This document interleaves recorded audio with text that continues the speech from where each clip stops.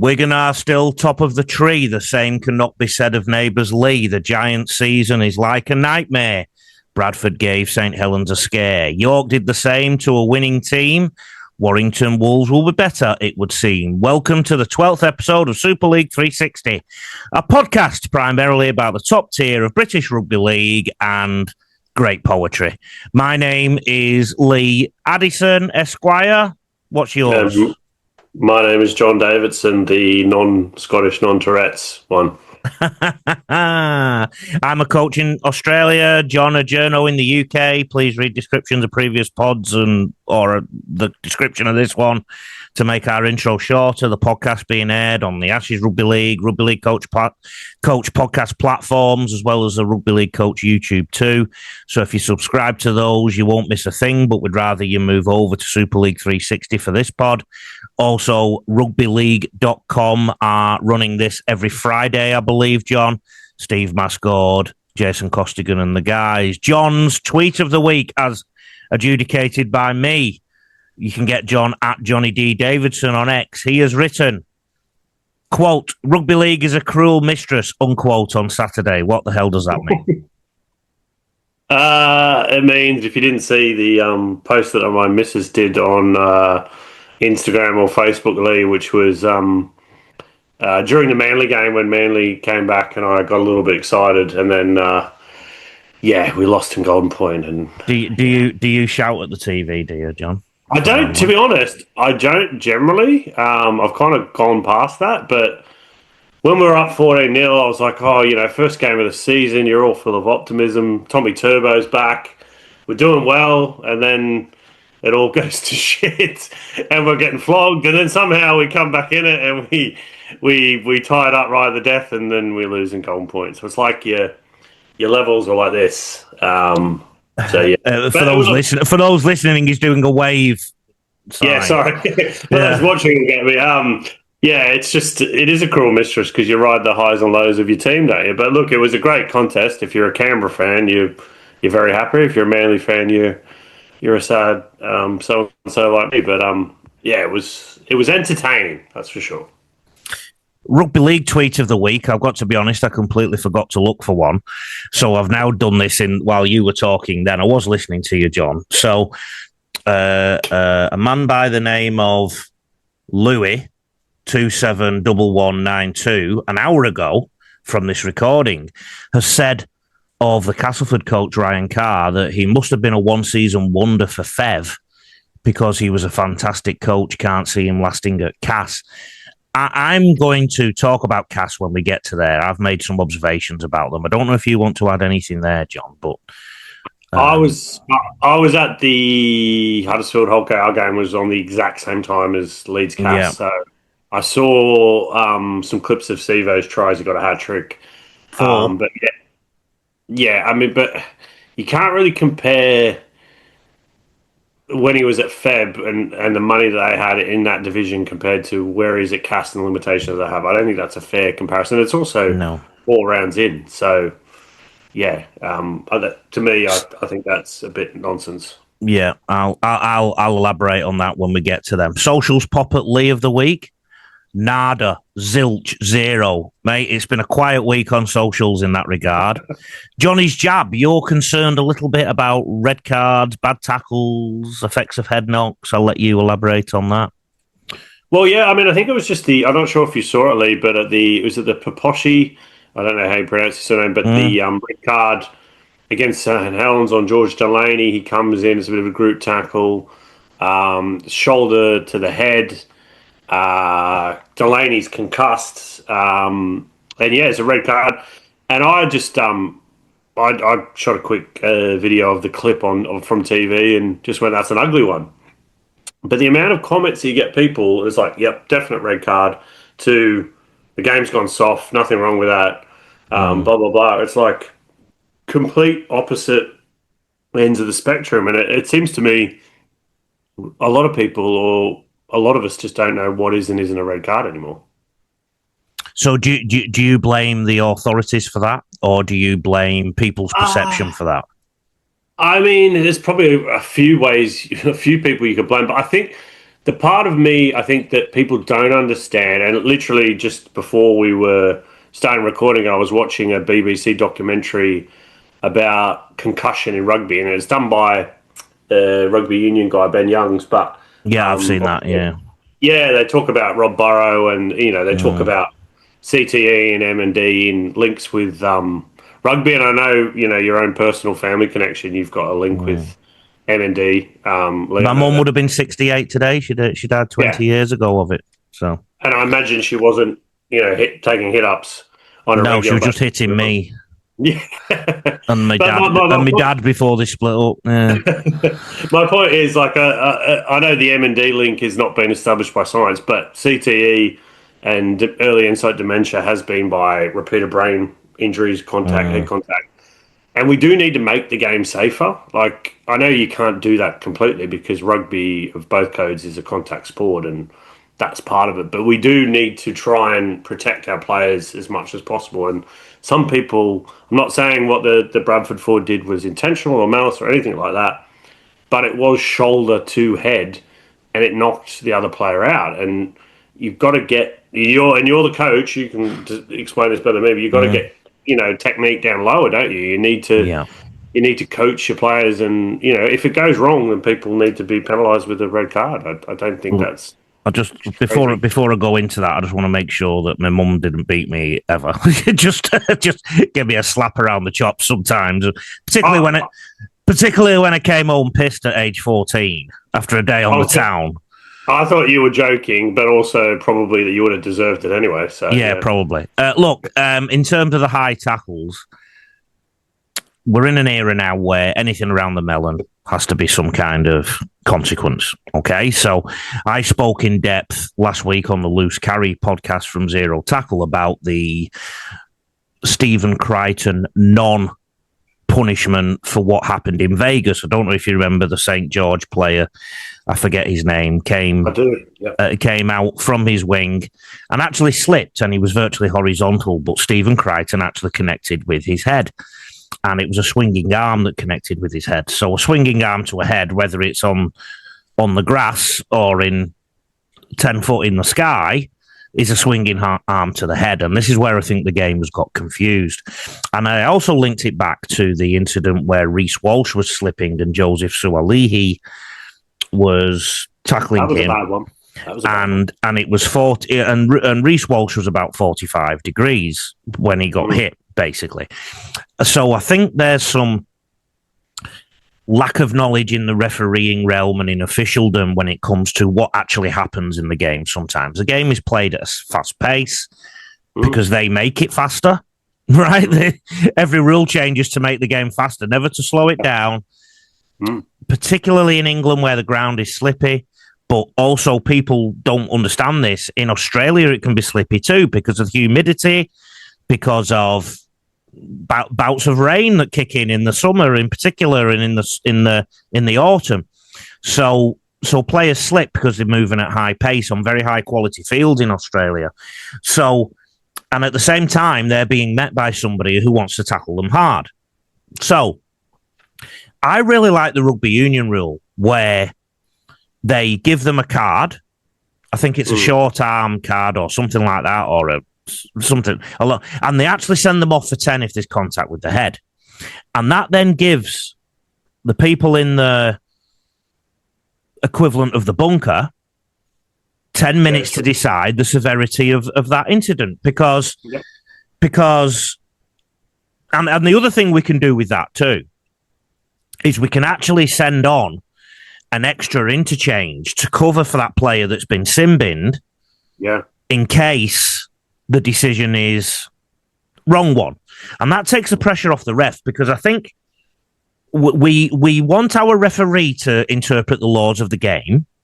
What I don't think we want our referees to do is be arbitrators of future medical issues, right?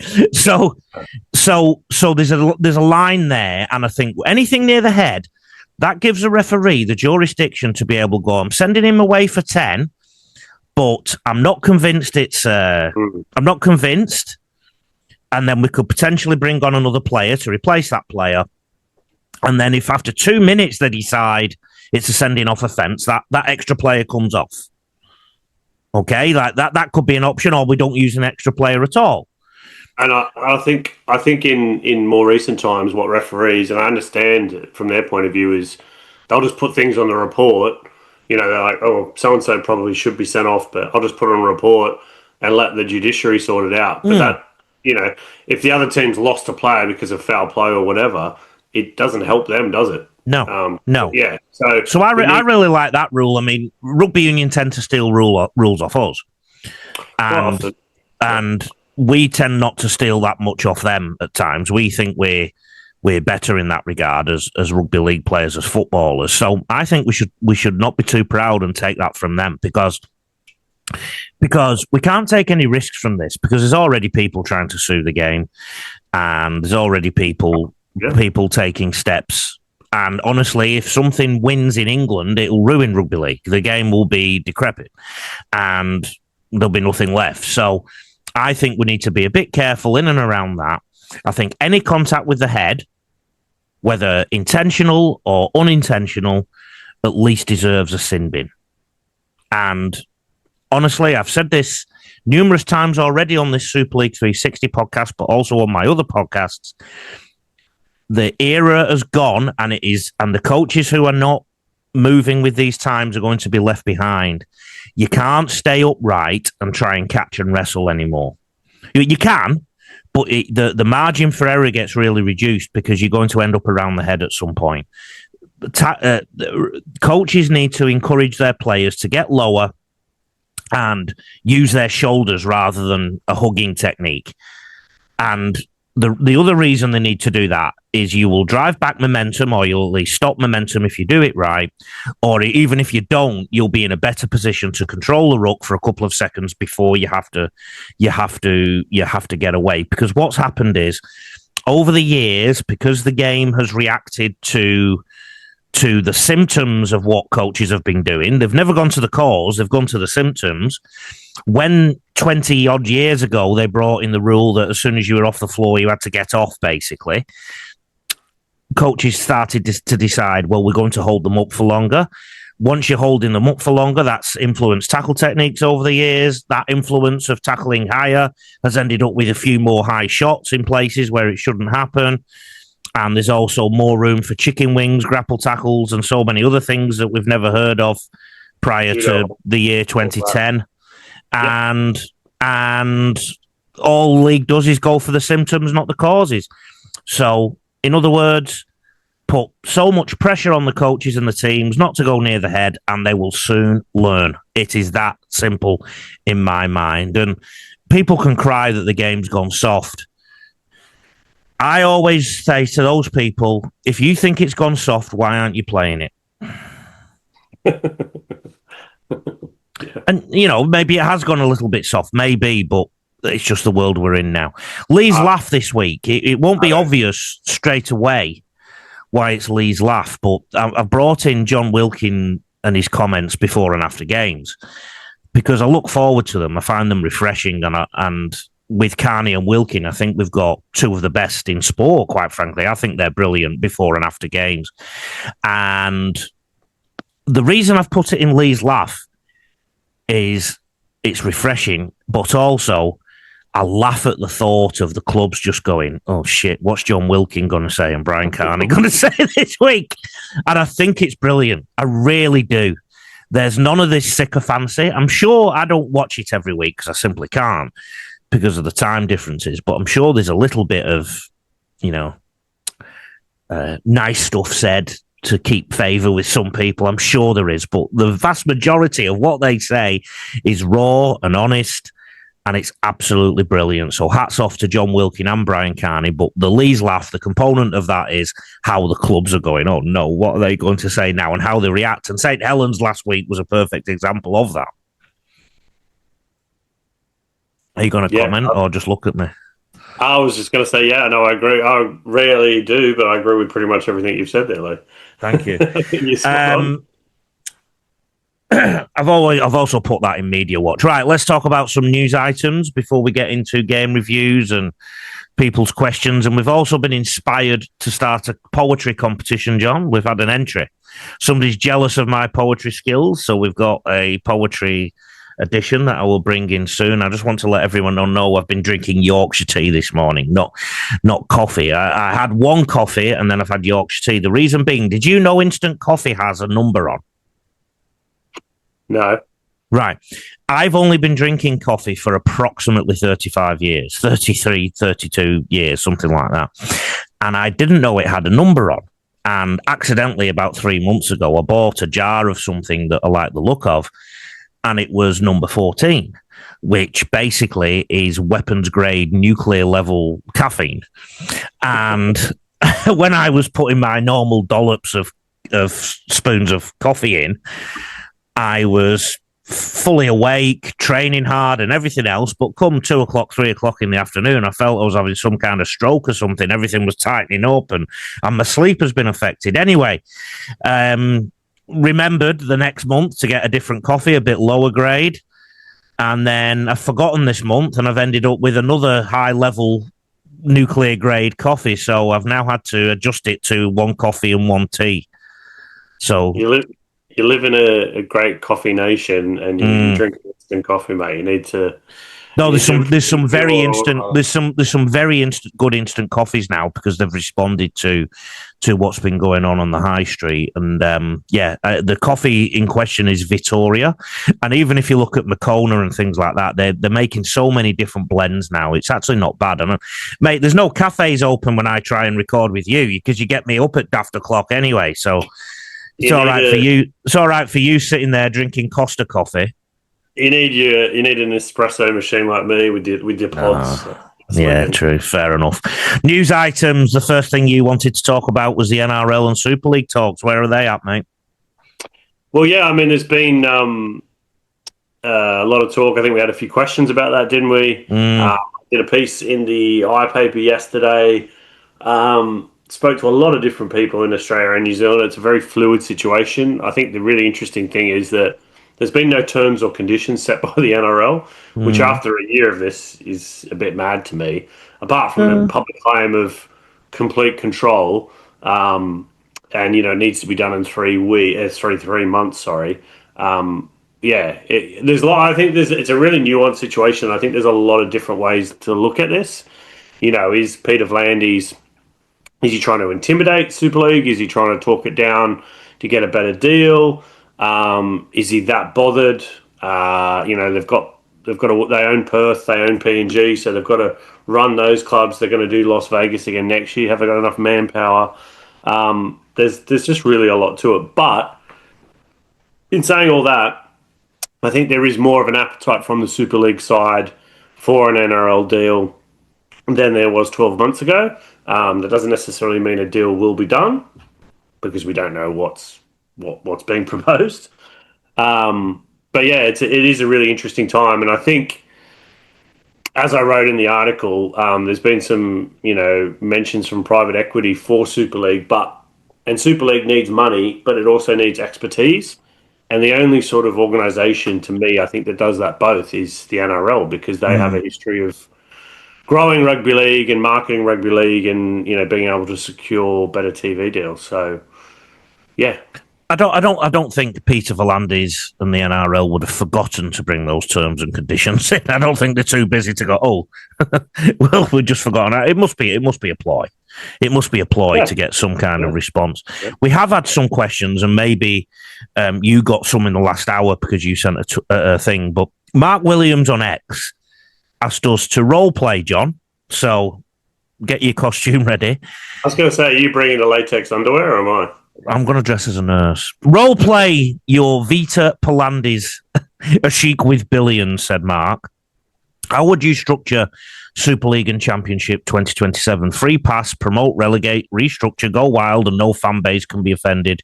It's only a personal opinion. I would go to... I'm a rugby league development man by nature.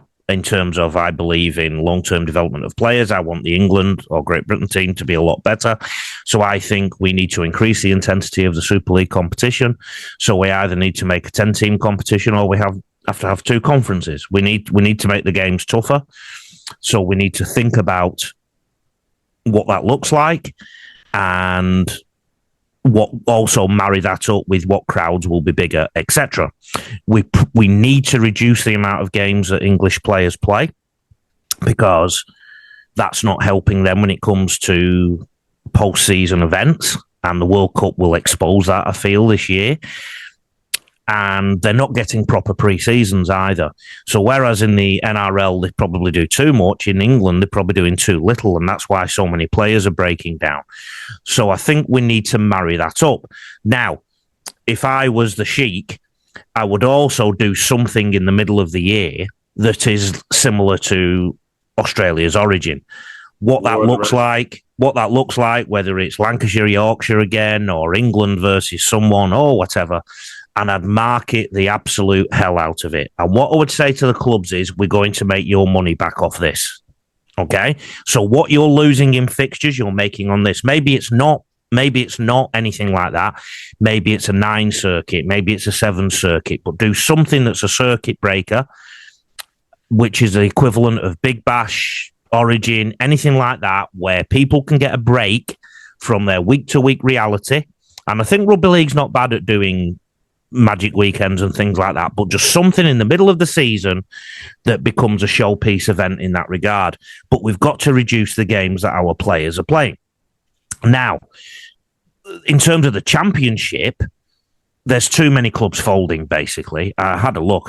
Somebody else interviewed me for something the other day, and I had a bit of a look. I think it's something like 9 clubs that have folded in the last 5 years.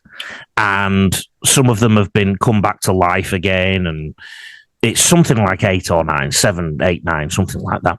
And so if it was a business, you'd start to take drastic action. And if you think about the Championship, well, first of all, the cost of living has gone up.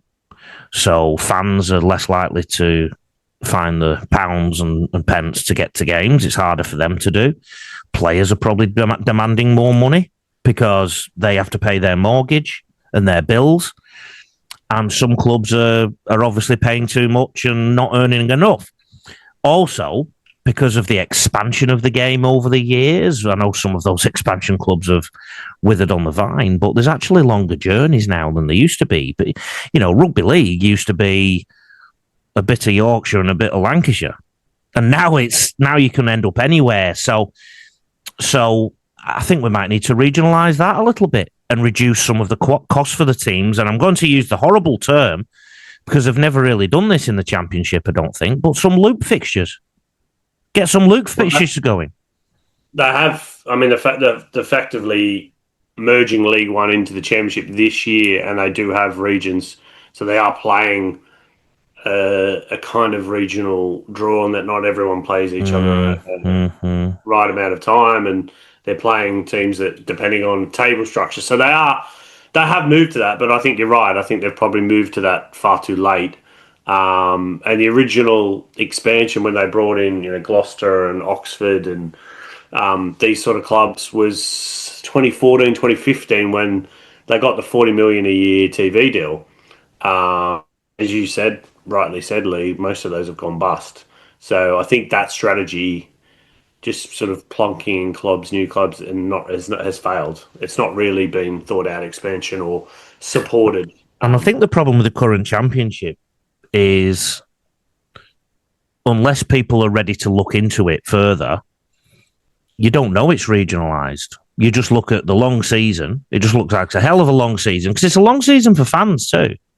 It's a lot of money for fans. It's even longer. It's even longer now. It starts in January and ends in, October? Ends in 2029, yeah. Yeah, look, I think when we're talking about the lower divisions, the simple fact is there's really hardly any media coverage. There's no TV coverage. No. And the fan bases are very small. Mm-hmm. So we've got a bit of a middle ground. The Super League's probably not elite enough compared with the Championship, and there's not enough of a gap when, the Maitland Pumpkin Pickers don't have as much say or branding as the Brisbane Broncos. But in England, there seems to be a bit more of a similar footing, which probably doesn't help either. Now, one other thing I'd consider, and I've not cost thought this out or anything like that, but would have an English franchise in the NRL. And by an English franchise in the NRL, I think the obvious choice would be Perth. So I would get some kind of investment in there somehow. And this would probably happen from an NRL perspective if they come in and put some cash in, even though I'm the sheikh. And I would make Perth a predominantly, and it doesn't have to be every single player, but I'd make it predominantly players who qualify for England, whether it be through parents or grandparents. So obviously somebody like Victor Radley, somebody like, what was the fullback's name? I've just had the Lachlan Coote. Lachlan. No, the one who played this year for England. I've had a brain. AJ Brimson. AJ Brimson. They could be incentivized to play for that club. It might be PNG. PNG might be the team. Because there is a thought in Australia that PNG are going to struggle, Perth might struggle, so this could be a way of influencing that. Yes, that would weaken Super League a little bit. Lee, what do you mean Perth going to struggle? Didn't you see Mel's comments? We're going to try and win the comp in our first year at Perth. I think he must have been eating cakes in Amsterdam. You did a piece on the Las Vegas effect on teams, although it didn't seem to affect Leeds and Hull KR this week. Well, I mean, I wouldn't say it didn't affect Hull KR because they were playing the worst team in the comp, but Hull KR's reaction was very positive. They played very well. They weren't perfect, but you could see the effort and enthusiasm to try to atone for what happened. I think the article I wrote was just, having a look. And look, you could say Canberra last year are the anomaly because they finished minor premiers and they were great. But they did go out in the semis back-to-back. And you could say they were robbed because Reece Walsh should have been sin-binned. But look, no one who's played in Vegas the following year has managed to win a grand final afterwards. And having gone to Vegas last year, not got a lot of sleep, jet lag, etc., I think it has an impact. Now, I don't know if it has an impact enough that it will affect a club from winning a premiership, but it's just an interesting thing that I thought up. I thought, and I know the sample size is small. We've only got 8 No, it teams. isn't. It isn't. And I stuck up for you on X. Did you see that? Teams. You did, yeah. Well, I had Josh. I don't know who Josh is, but some lovely trolling by Josh. He didn't even read the article, but he was slagging me off. So thanks for that, Josh. I appreciate it. A small sample size isn't 33%. Tell me any research where they sample 33% of the sample in anything. We're now going to see how humans react to the injection of this vaccine. We're now going to sample 33% of the Earth. Get stuffed, mate. It was a fine sample. That's it's about 33% of the top flight professional clubs in the world who've tried this. So I stuck up for you, John. Did you get any more questions on X, by the way? Maybe just have a look at those, see if we can thread them in. Yeah, I got a load. Mike Davies, do you think the RFL has sold out the championship comp? For the past few seasons, it's arguably been the most competitive league in the sport, but merging the two leagues into one division with not all the teams playing each other has turned into a bit of a dog's dinner. I'll answer this one first, Lee, and if you want to have a bite after me, but I don't think the RFL sold out the championship comp. I don't think there's ever really been a lot of investment or marketing push for the championship. Like, I know it had that Premier Sports TV deal a while ago, which was popular, but it may be quite competitive previously. I mean, writing about Super League, because the fixtures clash and there's no TV coverage, you can't really monitor it closely. You either cover one or the other. So look, I think the championship certainly has its place, but I think its place should be as a feeder league to Super League. That's my personal opinion. I think what the problem with this league structure is if your team's losing, it's a long year ahead till September, especially when you started half an hour after Christmas. The other problem, John, is I think the most marketable thing in the championship right now is London Broncos. And they're obviously putting their games on YouTube. The problem is some of those fixtures have been absolute floggings because of the opposition that they're playing. That was going to be my point. Like, I think the idea to merge the two divisions had merit, but the problem is you've got London, who might be spending 1.7 million on the cap, and you've got North Wales, who might be spending 150 grand, and there's allegations that they're paying their players late again. So how do you work that out? You've got one full-time team, and people who are training 2 nights a week. You're going to get massive flogging. So is that competitive? No, but you don't get that in Super League because everyone's full team. You do get some floggings, but you don't get 82-0. And in the NRL, I know we had an 80-odd score last year, but you generally don't get that, do you? So No. yeah, I think we've kind of answered that one. There's a few other questions. One's from Kevin Byrne. The offer of Laney's for Super League, will we stick or twist? I think we've already talked about that. Is it private investment offers for Super League? You've got that as a Yeah, look, there's been some interest. There's been reported in The Guardian. There's been some interest from Lioncap Global and from Oakwell Sports. But for talking who are they? Oh, they're investment. One's a broker, one's an investment firm. But anyone who's seen what private equity investment's done with rugby union, I think you'd be very reticent or very, careful. And people I've spoken to the RFL, they're not really sure if they're realistic offers, because obviously private equity would want a return on their investment. They'd want to make a profit. And I don't think in rugby league you'd be guaranteed that. So, yeah, there is some speculation where some people want to, push off the RFL to say, the NRL to say, look, we've got this private equity investment coming in, so we don't need the NRL. But how realistic is that investment offer? I don't know. I mean, it seems highly questionable, shall we say. Anything else? Yeah, we've got one from Mike Smethurst. Can you highlight the shocking coverage of the game on the red button or through the app? Also, the clock situation, especially after the Saints match, and the continuing communication problems for the officials. I think you spoke about that last week about the TV coverage that. Well, the clock situation, and I think the communication problems, at least the communication problems with the officials, I believe, is an RFL issue. The clock situation, I'm not sure. Look, I'm a big fan of the game starts 10 minutes, the coverage starts 10 minutes before the game, you have nothing at half time. But if we're having every game on TV live, this is what we're going to put up with, because, beggars can't be choosers, which is exactly what I said last week. Exactly. So whether we go back to having 2 games a week or 3 games a week full coverage, or we have 3 games a week, poor red button, and we have 3 good coverage. I mean, Rugby League is also at the pointy end of what has been changing in the world quite significantly over the last 15 years. Anything legacy media orientated is going downhill at a rapid rate, isn't it? There's less staff, there's less budget, there's less advertising spent on legacy media. We have had to move, whether we want to or not, into a more social media savvy world. So Sky Sports is legacy media. It was around 30 odd years ago. So it's a legacy, it's a legacy item.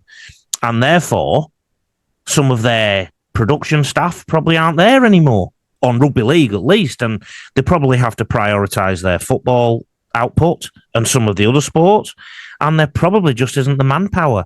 And that's also probably why the TV deal has gone down over the years, because there's probably less money coming into the joint. So, and that's probably why it was sold a few years ago and whatnot. Yeah, I think there's less money for the TV deal because the game's not grown in popularity or in media coverage. It's actually shrunk. And there are other sports like darts and women's football that are taking column inches, getting big ratings. Sky are going where the fish is biting, quite frankly. Yeah, and it's not biting as much in rugby league.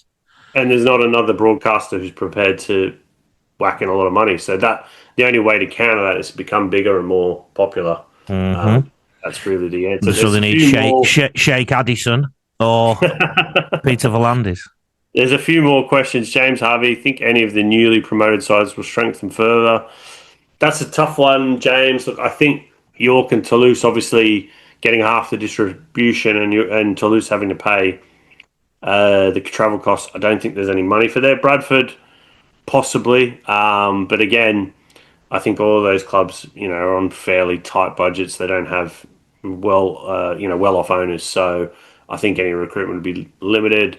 Nick Owen, this is a tough one. Of the 3 clubs that have come up, who has impressed you the most thus far? I think all 3 of them have impressed me. Yeah. Bradford were really good against St Helens. Look, Toulouse had a dig against Wigan, obviously got beat. And York pushed Warrington all the way. I think probably the one for me is York, because Toulouse were full-time last year. They kind of got the advantage of clubs travelling to them and have that experience in Super League a couple of years ago. Bradford obviously picked up a lot of Salford players. Kurt Haggerty, good rep as a coach. And obviously historically have got that Super League link and, a big fan base. But York probably are the ones who've impressed me the most, but they've all done well. And then another one from Joe Kieran. Which coaches are already under pressure? Will Luke Robinson keep his job after the dreadful start to the season? What do you think, Lee? Right. So let's deal with the promoted teams first. Simon Paul on X had, is it safe to say going to 14 teams is a success? As a massive rugby fan after a poor Super League last season, I believe it has. I still think it's too early to tell. Right now it's fine, but Toulouse are already starting to find a bit of reality. Bradford have a lot more history to talk about and think about as players. So, for example, going to St. Helens, they can. One game that springs to mind is the Wide to West game. That was at the height of Bullmania. So there's more history in Super League to count on. York, it's their first ever year in Super League. They've not been in the top flight for 40 years, so there's a lot of excitement there. Toulouse have already had a dip, come back out again, so they're in a little bit of a different phase. So they're finding it a little bit tougher the last few weeks. I still think York and Bradford are living a little bit on adrenaline. That will only last so long. Go on, what was your next question? Which coaches are already under pressure? Will Luke Robinson keep his job after the dreadful start to the season? Look, I think it's very early. I think obviously Huddersfield are bottom and they had a terrible year last year. I think I was at the Huddersfield game today and Luke Robinson said they've got 14 of their 30-man squad injured now. Picked up 3 or 4 more injuries today. It's the worst injuries crisis he's ever seen at a club in his playing and coaching career.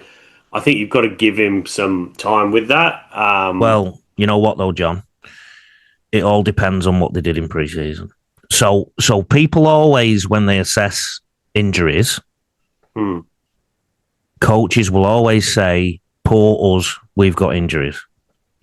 It's also integral that the coach manages training loads with his staff to make sure that they are playing in a situation where they are less likely to get injured, so their training methods and whatnot, and then also that they're also prepared. It's a very tough job. I'm not saying it is, but that's why they are paid to be the head coach. Now, I'm going to give you an example, a very, very, very relevant example to tell you what can happen. When I was working in Super League, I won't give the team and I won't give the year or anything like that, but I was working in Super League, and in one season, the club I was working at had a very, very, very good year, and they had next to no soft tissue injuries. The year after, they changed the strength and conditioner. The one that they had basically effectively retired or moved back to Australia. They changed the strength and conditioner, and he was regarded as younger, more up to date, etc., etc. But this conditioner wanted the players to start doing deep, heavy squats in the gym, and also a few other things in the gym. All of a sudden, this club in the second season started having breakouts of hamstring injuries and certain other soft tissue injuries that they didn't have before. So this is how delicate the balance is. And this all comes back to the head coach. The head coach is the one responsible for all this. Now, there's injuries popping up all over Super League at the moment, right? And so the way to look at this is it might be unavoidable, but the ratio and the amount of injuries is the thing. Okay? If you put somebody unprepared into battle, they're more likely to get injured. If you put somebody over-prepared for battle, they're more likely to get injured. If you put them in peak condition, they're less likely to get injured, and it has to take something else to knock them off. So there is some responsibility on the coaching staff there. Also, I mean, I'll talk about it a little bit more in the match reviews. They are such a poorly coached defensive side. I'm so sorry. They are like 5-year-olds on the edges. It's really bad. Yeah, just to jump back what you said, I did actually ask Luke about, have you looked at, training loads and, methods? And he said, yes, they've swapped from training on 4G back to grass. And with some of those, I agree with what you said, but I think with some of those, like today, George Flanagan Jr., he jumps up high for a ball. He lands very awkwardly, arguably maybe even gets hit in the air. That's where his injuries come from. Well, John, even with that, right? I'll stop you right there. Sorry to interrupt. If your body is more likely to get injured because you haven't done things right, be it enough sleep, not the right diet, etc., the person who is ready and who is in the right kind of condition, he jumps up for that ball, falls a bit awkwardly, whatever it was, might twist their ankle a little bit, shake it off, get off. But there is absolutely still something the coaching staff. I mean, you often defer to me when it comes to coaching things. Yeah, and I'm telling you, there is definitely a correlation between what they are doing. I'm not disagreeing with you. I'm just saying I think for some of those injuries, Matt English today, he gets a cannonball to the knee. I think that's a tough one to avoid. Zach Walford, I think it was last week, concussion, head knock in the game. I think there can be perhaps some down to training methods, that sort of thing. But look, I think the issue for Huddersfield is not this. This is not the first year it's happened. It has happened for a few years. So also, what they allow. So what are their players doing after games? How are they recovering? And we don't know. Right? What's the culture at Huddersfield Giants? Right? We don't know. Well, we do know the culture, apart from your famous Giants Unleashed.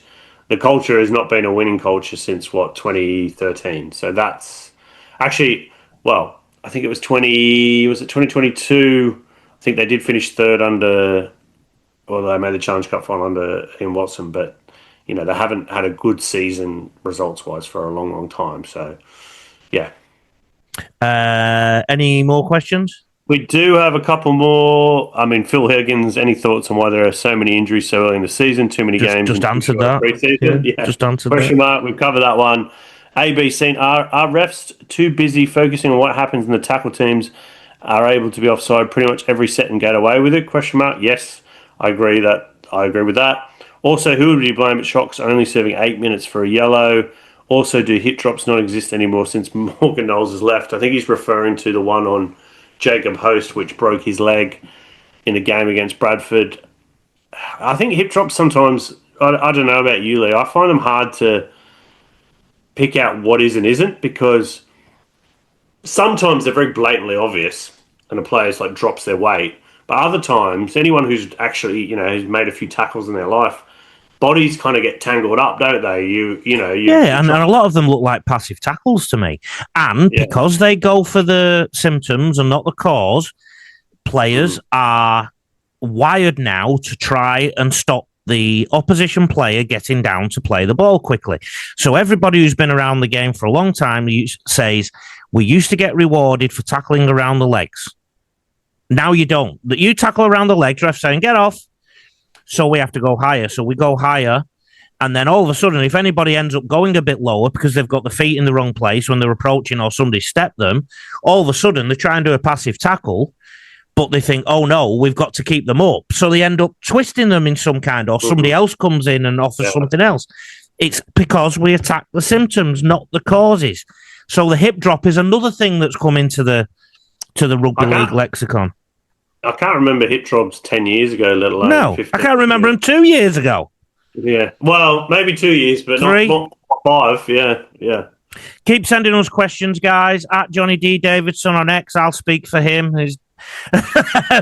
And I'm Rugby League Coach on socials and rugbyleaguecoach.com to tell you. If there's any more, John, we'll talk about them at the end, because I've still got more questions at the end. We should just do a questions podcast every week.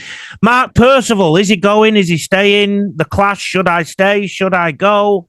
No, he has. There's been a big backflip at St Helens. He's re-signed on a 1-year deal. What's going on there at that club? Why has that happened? There's a lot going on there, Lee. What's going on there, John? I don't know legally what I can and can't say without getting sued, but I mean, I think it was reported he'd had a falling out with St Helens and was looking for an exit. You know, there's been allegations that he was offered a contract, which he agreed to, a 2-year deal, which was then pulled. Now, I don't know whether that was a handshake or what, but I think St Helens have denied that, but that's been reported, and lots of sources have told me about that, and which obviously Percival was very upset about.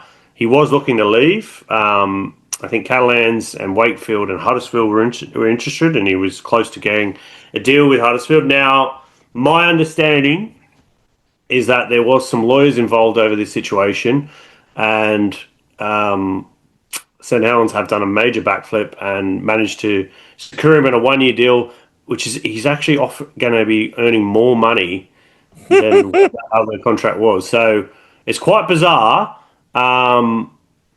But yeah, it's there's been a very, very big backflip. And obviously, Mike Rush was the CEO involved in the Percival negotiations previously.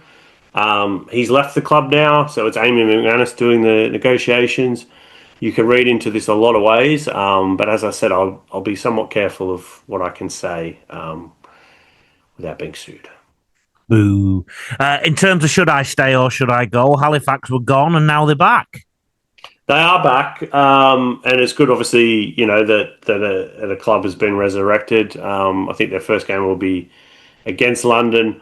I think the interesting for me, Lee, is, and I don't know a huge amount about Halifax history, but I know they've got a long, long history, but they produce a lot of players, like a lot of players. And I'm talking players. It's a rugby league town. It is a rugby, but they punch above their weight. You know, you look at Canberra, Morgan Smithies, Matt and Nicholson are from Halifax. At Toulouse, Tyler Dupree, Jake Connor is from Halifax. There's other ones that don't come to mind, but Halifax, the thing is interesting, all those players, they didn't come through the Halifax Panthers system, I don't think. They came through, I think a lot of them came through Siddle, or they were picked up in terms of the two Canberra boys came through Wigan's system. Jake Connor came through Huddersfield's system. Dupree was with Leeds and then went to, I think it was Salford, and then on to Wigan, you know, so it's really interesting, like, what is the kind of role for Halifax Panthers in that town? In fact, when there's the amateur clubs who are doing some great development work, yeah, I'm sure that they play a role in the pathway. But I mean, in terms of Halifax, in the 80s, they won a league and a cup. Chris Anderson. I was going to say, yeah, that was Chris Anderson. I didn't know that. Yeah. The old Bulldogs. And then they were in the first throes of Super League, and they were the team that finished sort of 8th and 9th most years. And then one year, I think it was 98, they finished 3rd. And then I think it was 2002 was their last year in Super League, and then they dropped out. So might have been 2003. I think they went bust in 1997. And I think the CEO at the time was Nigel Woodley. So there's a little.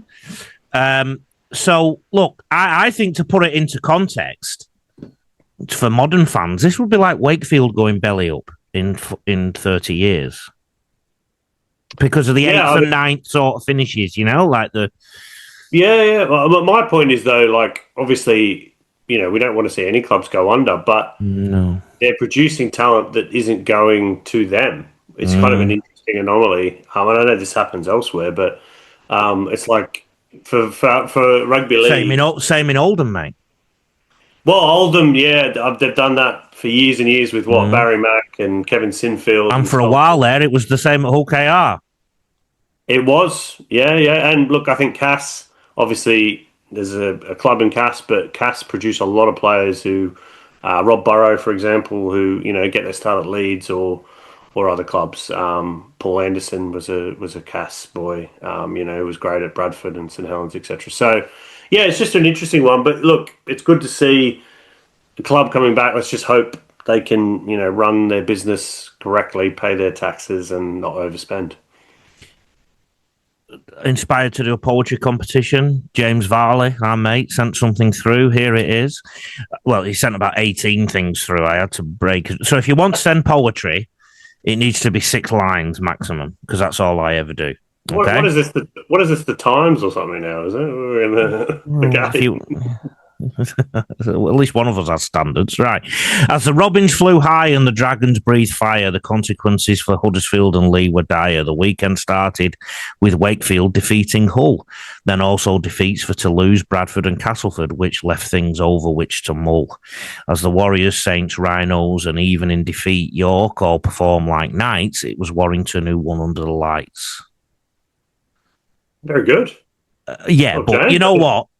Yeah, good effort and all that, James. You get a badge for trying. But what James doesn't understand yet is the meter of the poem. I've been doing some research. The meter is a rhythmic structure of a poem. I'm just hoping no one's using AI tools for this poetry writing. That's all I'm saying. Last week, I started talking about how Super League teams could be in groups.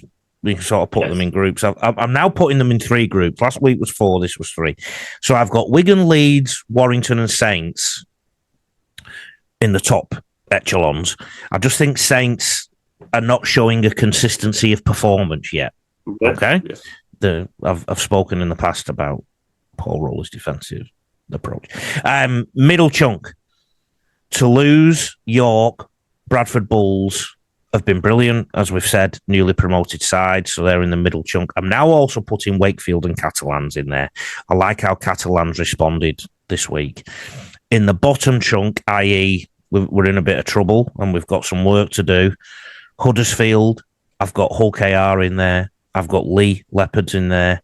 I've got Hull FC in there. The one I'm really struggling to put into a category is Cass, but in terms of results, I've got to put them in that bottom group. But I think Cass are showing a bit more than Leigh and Huddersfield at the moment, and possibly Hull FC. So they're my 3 groups. York Knights 30, Warrington 38, two try, manic 40-point first half. It was helter skelter. What were you at the game, or did you watch it live? No, I was watching the Leigh Catalans game, so I only saw the highlights. Look, I think Warrington probably had this 1-1 by a fair margin, but a lot of credit to York for clawing back in and putting a lot of pressure on them. Look, I think it's Warrington 3 from 3, not been at the Wigan levels, but undefeated start, so they've got to be very happy. And York again, very very competitive. Pushed a good Warrington team all the way. So I think there's a lot to like for both teams. Last week, I did some analysis on the Warrington defence on the Rugby League Coach YouTube channel, and I actually think their defence is structurally very good. And I think it's improved a lot from last year, and I credit the addition of Steve McNamara to the coaching staff for that, I think. But sometimes teams can be not quite up for the fight. We're going to York, we should beat them. We probably only have to play at 7 out of 10 intensity. And that's probably what happened there. York still have some work to do close on their line. You get close to the line with York and you tend to come up with points. So they've still got work to do there. Warrington have Gould Vikings in the Challenge Cup next week. And York face Keighley Cougars. So obviously Warrington should win that game against Gould. And York should beat Keighley Cougars. And the good thing about that for York is that I think their confident run can keep going then as a rule, because I think they'll get confidence after what they did against Warrington. By the way you're describing the game, it was probably won by Warrington and then Warrington took the foot off the gas. But Mr. Applegarth doesn't have to say that to his players. He can massage the message and say, no, you fought back, boys, you fought back. And then this week they'll play Keighley, they'll beat them, and all of a sudden they've got a winning start to the season, or at least a 50% start to the season. So great stuff at York, and I just hope it continues for a while. Leigh Leopards 16, Catalans 22. Something's going on at Leigh, John. I mentioned this issue in our After the Hooter last week when I talked about that player that turned around and blamed someone. I've analysed their defence this week with Warrington on my Rugby League Coach YouTube channel, last week I should say. and their defence is really poor at the moment, lacking line speed, lacking intensity. They're still trying to catch and wrestle. They've now lost 3 Super League matches, Lee, and in a row, and they'll need to see an improvement if they're going to make the playoffs. The other worrying thing about this for Leigh was Catalans had every excuse to lose. They had a mechanical fault on their plane from Perpignan. Yeah, it was crazy. They had to make an emergency landing in Bordeaux. Their journey to Greater Manchester took 16 hours. Before the kickoff, Tommy Makinson picked up an injury in the warm-up and had to be replaced. And even then, Leigh scored the first try on 10 minutes. It was a nice try that Tessie New finished. We seem to mention Tessie every week on this podcast. And it was 6-6 at half-time. If you ask me, Catalans had every reason, if they were lacking confidence or if the coach was down on them or anything like that. At half-time in that game, they could have gone, oh, yeah, all these things have gone against us. It's going to be a tough second half. That's what happens sometimes. Yeah, definitely. Instead, it was a tough second half for Leigh. It was, yeah. Look, I think the broke a story an hour or so ago about my understanding that the chairman of Leigh, Mike Latham, has stepped down. Now, it seems like there's a lot of things happening at the club. The chairman of Leigh might step down. Yes, but I understand that he has stepped down. That's my... Right. What's his name? Mike Latham. Yes, I know Mike. Yeah. Been at the club a long time, been, I think, chairman since 2018. There seems to be a lot happening behind the scenes at Leigh. Obviously, they've got a big injury issue there with a number of key players out. But, yeah, it's been a really tough start for them and, I think another disappointing game. It was ill discipline in the second half and the first half that cost them. I know Lamb took somebody out off the ball and there was a high tackle that led to points in the second half. So one concern for Catalans was how many tries were conceded down there right. Tessie New, again, mentioning him again, had some fun on that side and Leigh were clearly attacking that side too. So they've obviously highlighted that as an issue, but it just wasn't enough. To lose 16, Wigan 36. That Wigan kit was hideous, by the way, that lime green, but it was 18-0 after 22 minutes. And my analysis video coming out this week is actually showing why Wigan are at the top of the table. They're building pressure. They're very patient coming out of their own end. They're kicking deep. They're chasing. They're doing all the boring things, and they're happy to be bored. And all that pressure that they're building is allowing them to pile on the points early. It took 53 minutes for Toulouse to score, and that was then 22-6. Jack Farrimond had a hand in 4 tries. Did you watch this game? Yeah, I did. I mean, I'm a big fan of Farrimond. How old is he? That's a really good question, Lee. I'm thinking 2021. Where's he from? Where's he from? Is he a Wigan lad? He's from Leigh. Oh. He's a Leigh Miners junior. And I believe his dad's a coach or has coached at Leigh Miners. Look, he's a fantastic talent. Made his debut, I think it was about 2 years ago, just half back. And he's had to bide his time. And obviously with the injury to Jai Field, they moved Bevan French back there. And he just looked, I mean, Farrimond, when he was running the ball, I think he beat 3 defenders on one of them and just skinned them like they weren't even there. They've just got so many players, Wigan, in such great form. And as you said, they look relaxed. They can bash you. They can skin you on the outside. They've got pace. They've got a lot of skill. They just look really, really. I think they're the best coach side in the competition at the moment. I did an analysis, like I say, looked at the tackle techniques, compressed defence. I believe I coached Matt Pete. I believe he came to Great Britain students training a few times. Yeah, so I don't remember meeting him. Are you his mentor? Should we give forward? You never know. He might be watching some of his stuff. A lot of them do.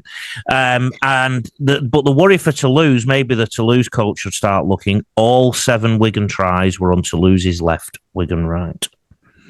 So these patterns are really interesting to me. Defensively, Wigan conceded 2 of the 3 tries they conceded from a kick and 1 a penalty try. So even their defence held up. St Helens 26, Bradford 22. The fixture famous for the wide to west moment was another good game, I suppose. Did you watch this one? Yeah, I thought Bradford showed a lot of grit. Obviously, there was a few controversial moments. We talked about the red card. There was the Clemmer sim binning early on, which was also a big hit. I think it was slightly different than the other one, but you've seen those given red as well. So you could say maybe Clemmer got off lightly there. But yeah, St Helens managed to fight back and get the win. Bradford again, really competitive. I like the way Kurt Haggerty's team plays. But they picked up a couple of injuries as well, so I think that their depth is going to be sorely tested in the coming weeks. Mm-hmm.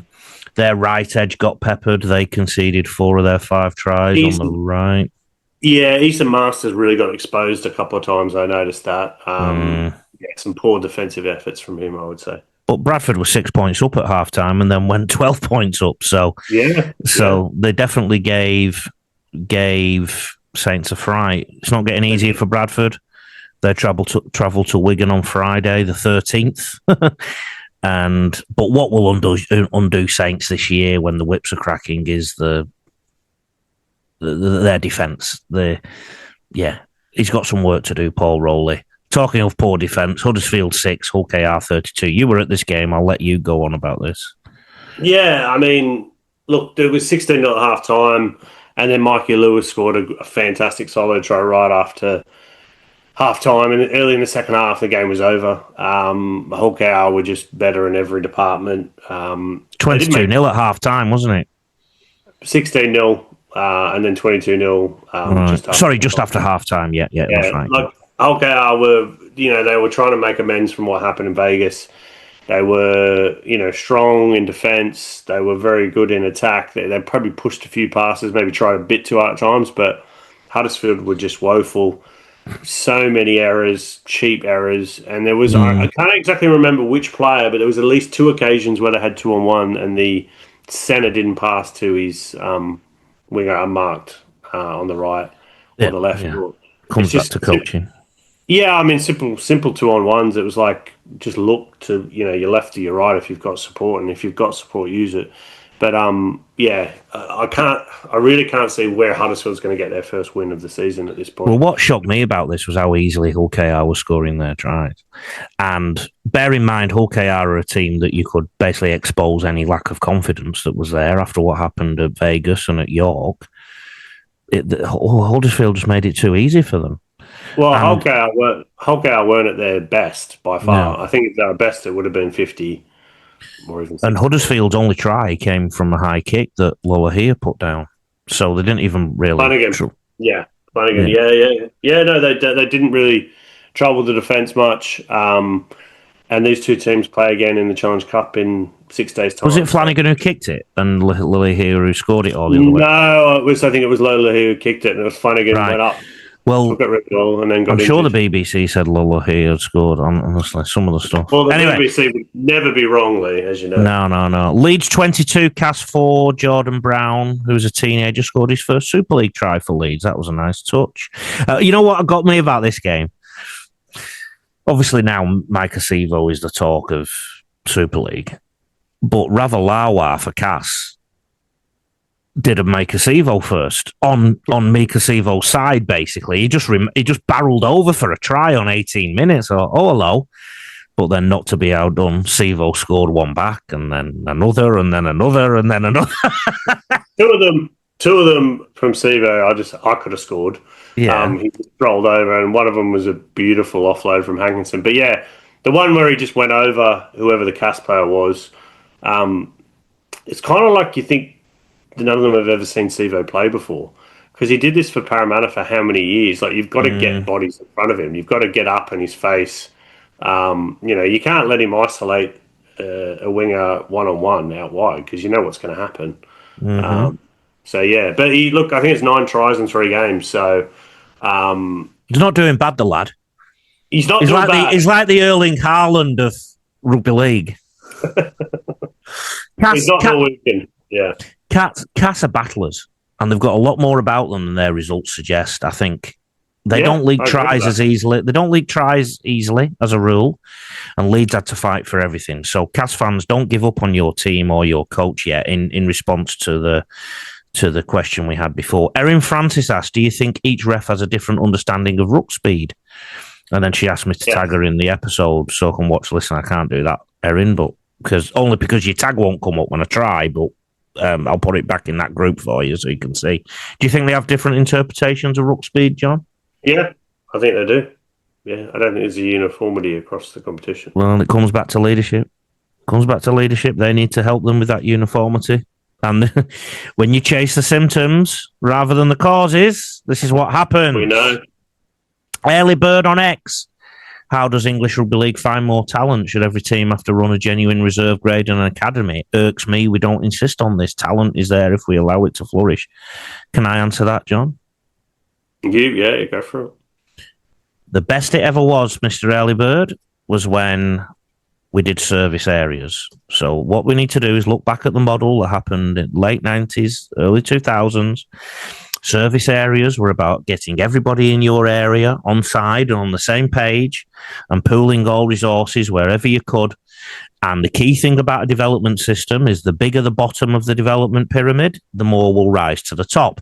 You then, as you quite rightly say, Mr. Early Bird, who I've written down as Airline Bird on X, is you have to have the facilities and the process to have these players filter through to the top. And this could be a restructuring issue for the championship too. Maybe some of them have to be genuine reserve grades. Maybe. Again, I don't know. But ultimately, service areas is the key at the bottom end. Whether it's reserve grade and academies, I think they cost money. And that's why some clubs struggle with them. So we're going down that avenue again of how much clubs can afford and whatnot. We need a 20-year, 30-year plan to turn this all around in terms of English Rugby League. Ian Reid asked, loans for a week or even two, are they really improving reserve players' fitness? Is a championship game that far above a Super League reserve side? Does a championship improve by scraping through a game or two, or should loans be for a minimum of, say, 3 months or not happen at all? I think loans are definitely needed from both parties. I think a championship, look, there's not many reserves fixtures, and I think a championship game is of a higher intensity, definitely a much stronger physicality. I think we need 1 week loans and 2 week loans. Obviously, you'd like them for longer, but it's not always possible. I think our mate Ben sent a question really early. He loves our podcasts. I think this was Ben's question. Would the NRL have the best interests of the UK game at heart, or simply their own profits if they were to buy into it? And then he also asked, how did the likes of Shane Richardson do when they had senior roles at Gateshead and Hull FC, and any other Aussie or club director you can think of? The first part, look, I think it's a bit of column A, a bit of column B. I think the NRL can see that there's money to be made in the UK. They can sell merch. They can sell Watch NRL packages. They can, have Origin at Wembley and make a stackload of money. But they also realise that they need, if they want to be a global game, they need one of the historically strong countries to be stronger. And they need opposition in, the internationals, because if you're just walking the Ashes every day, what's the point of playing it? And if you're the NRL, you want your next Sam Burgess, your next James Graham, your next Mal Riley, your next Adrian Morley. So I think generally there is a thing of helping people on this side of the world as well as helping themselves. And I think you use the example for New Zealand. The Warriors have been fantastic for New Zealand Rugby League. They're way more competitive internationally. They won a World Cup in 2008 than they were pre-Warriors. Look at PNG, how they've improved and how they will go to another level with the Chiefs. So, yeah, I think there is mutual benefits on both sides. On the other one, the Australian administrators, I know Gateshead Thunder went under. I don't think you can blame that all in Shane Richardson's. It's all his fault. I wasn't covering the game when the Gateshead started in, what was it, 99, I think? 99, 2000. Mm-hmm. Yeah, I think Gateshead could probably be listed down a lot of the expansion teams in Super League, like Paris and Toronto, and many of the other failed ones that what expansion strategy, what support. It's not like the Melbourne Storm, were given 40 million, whatever it is, quid over 20, 30 years by News Limited. It's I don't think very, it very matters. different. I don't think it matters if they're Australian or English. It's about who the best people are for the job. Yes, I would. It's that simple. And if they have an Australian accent, if they have an English accent, or if they have a Tbilisi accent, then we need to look at them and consider it. Here's a point for you, Lee. Ben Blackwell asked the earlier question. Sorry, I've not got the right person who asked that question. So Ben Blackwell, thanks for your question. I think we answered it earlier. Sorry, go on. I was just going to say, Lee, there was a question that a comment that someone had about my story about the NRL and Super League potentially getting into bed with each other, and a concern that the Australians would not understand the tribal nature of rugby league in England, which I respond. I mean, I'd like to get your thoughts, Lee, but I responded, rugby league's pretty tribal in Australia, in my experience. State of origin is tribal. Definitely, that's the epitome of Australian tribalism. Having lived, they just don't decide to sing at each other and bash each other at grounds. Penrith and Brisbane bashed each other. Yeah, they do exactly. It's uncalled they bash each other. But I know Western Suburbs fans who I can remember. I worked in one in 2006. And he fell out of rugby league completely through the West Tigers because he was a Magpies tragic.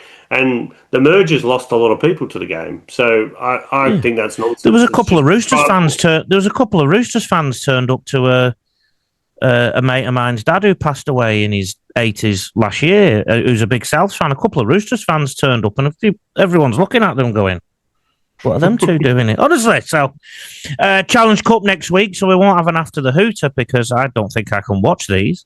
Wakefield versus Leeds on Friday, Wigan versus Bradford on Friday, York and Keighley play on Saturday, Goole and Warrington. Hull KR have to go to Huddersfield again. I guess Huddersfield are going out of the cup. Leigh and Hull FC is probably the pick of those ties, and both of them need a win, and I think whoever wins that game will get a bit of confidence going back into the league again. The other team will be licking their wounds. Cass and Saints. I think Saints are good for that one. And Catalans for Moldham. I wanted to talk about the NRL before we go, John. There was a headline in the Sydney Morning Herald this morning, actually. Another NRL opening week of rule changes and confusion. Here's hoping history doesn't repeat. And that was by Dan Walsh. And I think when we criticise refereeing in England, we need to be so happy that the referees don't have this paralysis by analysis attitude, because in the NRL it's the exact opposite, and some people are switching off from it, regardless of what Volandis says. Some dyed-in-the-wool rugby league people have had enough of some of these refereeing interpretations, let's say. So there's definitely an issue in the NRL. Penrith put Brisbane to the sword on Friday, and there's a headline in the Telegraph / Courier Mail, and I know, and you know better than anyone, headline, writers are a different breed to the writers sometimes. All the time they're done by subs, yeah. Yeah.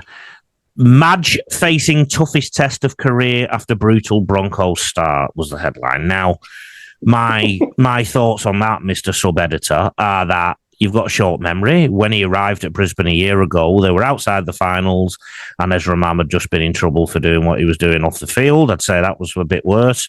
Also, he coached West Tigers for a few years. Just go and watch Tales of Tiger Town. So the NRL has started. Quick review from you, John. Roosters missed out at the Warriors. Broncos got heavily beaten. Roosters' discipline was very, very poor. Yeah. A lot of people fancied them this year. They were only 8 points off being scrubbed out of the comp in terms of if you concede 50, you're not going to win the comp. Well, Parramatta were diabolical. The Storm looked very good. Broncos, again, can they catch a high ball? I mean, no, not at the moment. They carried their whole KR World Club Challenge form in. Obviously, look, Manly, great 10 minutes, first 10 minutes, great last 10 minutes, but they need to play a lot better than that consistently to have a good season. I didn't see the Titans game, but I tell you what, I felt bad for Josh Hannay. Yeah. Because I always laugh. It's the two teams that made the most noises in the off season, or at least the media made noises for them. So that comes down to whatever's leaking out the place. Were Parramatta and Gold Coast Titans, and there was some and Brisbane. Let's not forget the pain. Brisbane, and Roosters actually. So there's a bit of noise around all those. So that was interesting. I think the concern for the NRL this weekend would be some of the blowout scores, and it's funny. Once Saturday kicked in, games got a bit closer, and I just wonder how much influence is coming from the top to the referees. I didn't see the South game. I saw at least the Latrell try. And it's just good to see him back full fitness and confidence, because he's just got that ability, like a GI, just to get the ball close to line, bang, bang, bang, to over defend, and score. And you just kind of go, how do you stop that? I saw some of that game, and what's clear to me is the Dolphins still can't defend. So, well, Christian Wolf is a hard taskmaster, so I imagine he'll be flogging his players come Monday morning. Mm-hmm. That was a bumper one, John. Yes, my laptop battery is about to die, so we better. My eyes are about to die. I should have worn my glasses. Look out for the analysis video this week. We're not doing an after the hooter.